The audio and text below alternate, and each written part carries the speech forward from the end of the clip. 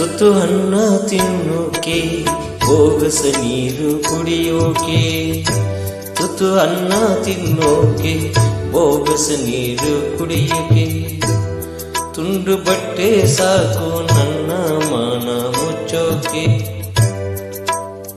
ಅಂಗೈ ಅಗಲ ಜಾಗ ಸಾಕು ಆಯಾಗಿರೋಕೆ, ತುತ್ತು ಅನ್ನ ತಿನ್ನಕ್ಕೆ ಬೋಗಸ ನೀರು ಕುಡಿಯಕ್ಕೆ.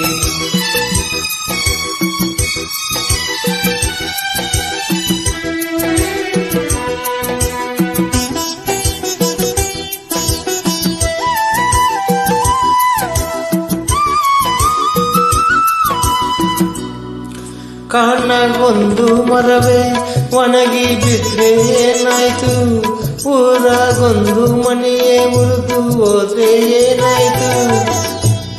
ಕಾಣ